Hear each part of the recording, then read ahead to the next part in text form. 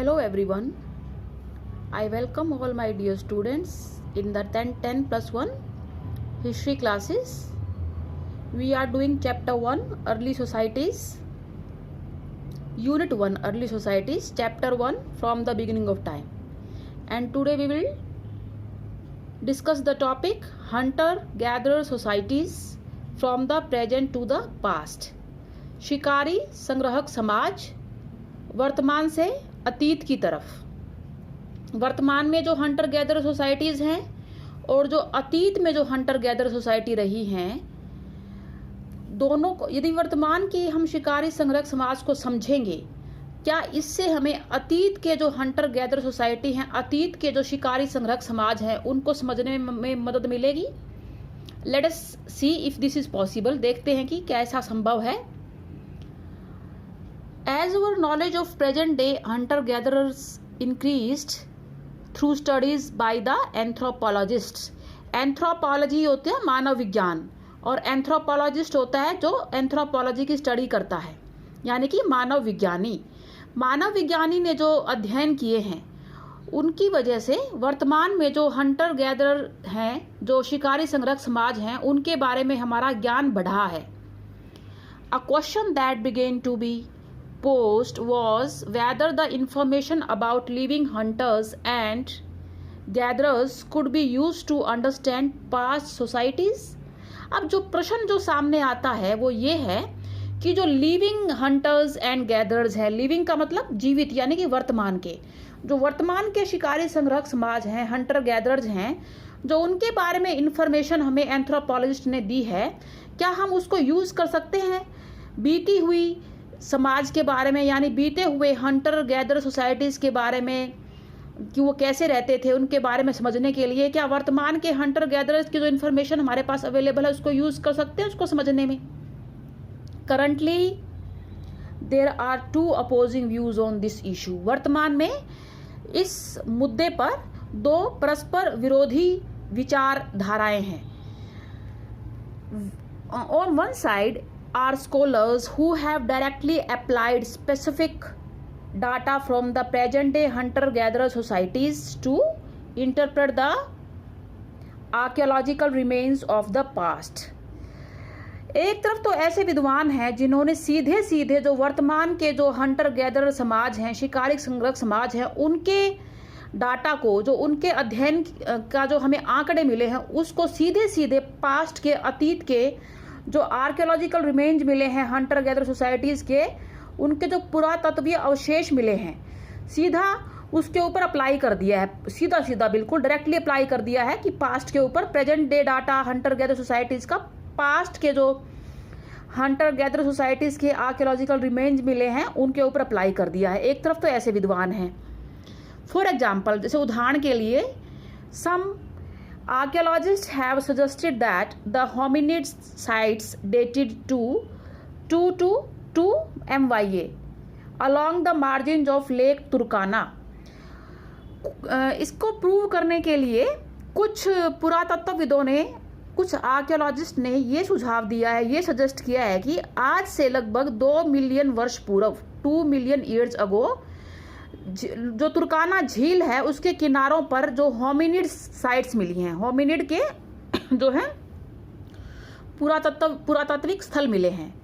Now they could have been the dry season camps of early humans. अब ये जो स्थल हैं ये आरंभिक मानव के सूखे के सीजन में आरंभिक मानव यहाँ पे आता था, लेक तुर्काना के किनारे, और अपने कैंप्स लगाता था, अपने शिविर लगाता था। 2 मिलियन वर्ष पूर्व की बात कर रहे हैं, वहाँ की होमिनिड साइट्स मिली हैं लेक तुर्काना के किनारों पर। अब ड्राई सीजन में ह्यूमंस आके वहाँ कैंप लगाता है। अब इस चीज़ को उन्होंने रिलेट किया है वर्तमान में जो हादजा और कुंगसान हमने पढ़े थे ना पीछे, हादजा और कुंगसान भी ड्राई सीजन में कहाँ आते हैं बेटा, वाटर रिसोर्सिस के नज़दीक जो है उनके कैंप्स जो है कंसंट्रेट होते हैं, हमने पढ़ा था। अब वो lake Turkana 2 million years ago hominid sites मिली हैं उनके किनारे, उसको रिलेट कर दिया क्योंकि because such a practice has been observed among the Hadza and the Kung San. और जो वर्तमान में जो हादजा हमने हंटर गैदर सोसाइटी पढ़ी और कुंगसान पढ़ी, वो भी ऐसा ही करते हैं। तो इन दोनों चीज़ों को सीधा सीधा रिलेट कर दिया।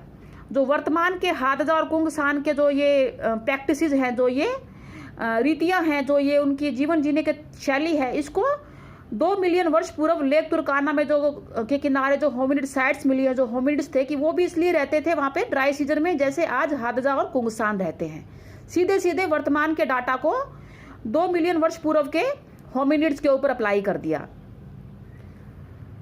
On the other sides are scholars who feel that ethnographic data cannot be used for understanding past societies as the two are totally different. दूसरी तरफ ऐसे स्कॉलर्स हैं, ऐसे विद्वान हैं जो ये महसूस करते हैं कि जो एथनोग्राफिक डाटा है, अब एथनोग्राफिक डाटा क्या होता है, जो समकालीन जो एथनोग्राफिक डाटा जो कंटेम्प्रेरी एथनिक ग्रुप्स हैं, जो समकालीन जो निर्जातीय समूह हैं, उनकी स्टडी होती है। अभी उनकी स्टडी होती है उस चीज़ को, वर्तमान की जो स्टडी है उसको पास्ट सोसाइटीज़ के ऊपर, बीते हुए समाजों के ऊपर लगाना, उस पर अप्लाई करना सीधे सीधे डायरेक्टली बहुत गलत है, क्योंकि as the two are totally different, क्योंकि दोनों अलग अलग कालखंडों में हैं, अलग बिल्कुल बहुत भिन्न हैं, दोनों की कंडीशंस अलग अलग है। तो सीधे सीधे हम वर्तमान का डाटा पास्ट सोसाइटीज़ के ऊपर नहीं लगा सकते। अब एथनोग्राफी क्या होती है, व्हाट इज एथनोग्राफी, ये दिया हुआ है। Ethnography is the study of contemporary ethnic groups. Contemporary होता है बेटा समकालीन, प्रेजेंटली, वर्तमान में, वर्तमान के जो निर्जातीय समूह हैं उनके अध्ययन को एथनोग्राफी कहते हैं। एथनिक ग्रुप्स मैंने बार बार बताया है कि ये वो समूह होते हैं जो जेनेटिकली और कल्चरली बहुत डिस्टिंक्ट होते हैं और सिमिलर होते हैं, एक समान होते हैं।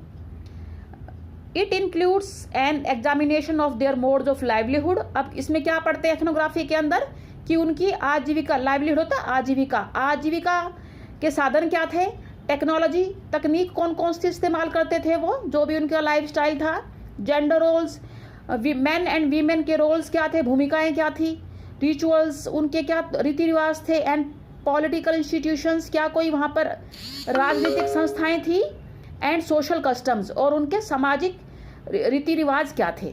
ये एथनोग्राफी के अंदर हम पढ़ते हैं कंटेम्प्रेरी एथनिक ग्रुप्स के बारे में। सो हम सेकंड व्यू पढ़ रहे थे कि सीधे सीधे प्रेजेंट डाटा को हम पास्ट सोसाइटीज़ के ऊपर लगा नहीं सकते, इम्प्लीमेंट नहीं कर सकते।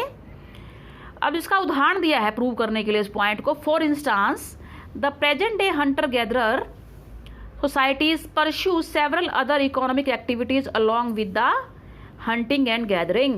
अब जो वर्तमान के जो शिकारी संग्रहक समाज हैं वो केवल शिकार और संग्रहण पर निर्भर नहीं करते, भाई शिकार कर लेते हैं जानवरों का और फल फ्रूट इकट्ठा कर लेते हैं, कंदमूल इकट्ठा कर लेते हैं, वो इसके अलावा और भी दूसरी आर्थिक गतिविधियों में जो है शामिल है। कौन कौन सी आर्थिक गतिविधियों में सम्मिलित हैं और ऐसा क्यों है, क्योंकि जो वर्तमान का जो समाज है वो पुराने समाज से बहुत अलग है। वर्तमान में आधुनिक मानव भी है और आधुनिक मानव इन लोगों से संपर्क में है।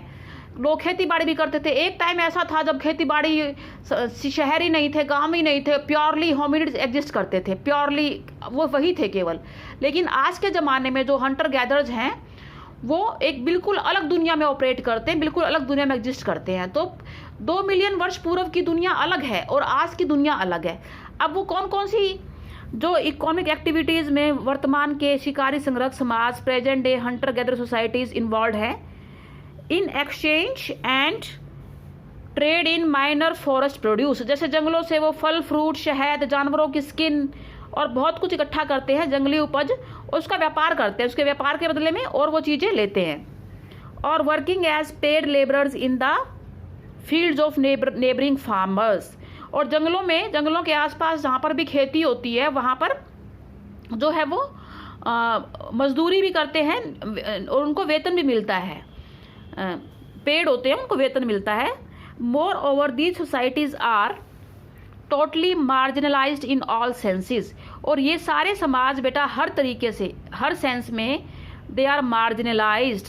इनका जो है ये हाशिए पर हैं, ये केंद्र जो बिल्कुल सेंटर में सोसाइटी है उससे जुड़े नहीं हुए हैं। इसको बोलते हैं हाशिया। हाशिए पे रहना मतलब इनको कोई फ़ायदा नहीं है, चाहे वो पॉलिटिकली है, चाहे वो ज्योग्राफिकली है, चाहे वो सोशली है। भौगोलिक तौर से, राजनीतिक तौर से, सामाजिक तौर से सबसे कटे हुए हैं और इनको कोई बेनिफिट्स नहीं मिलते हैं जो बाकी सोसाइटीज़ को मिलते हैं, बाकी समाज को मिलते हैं।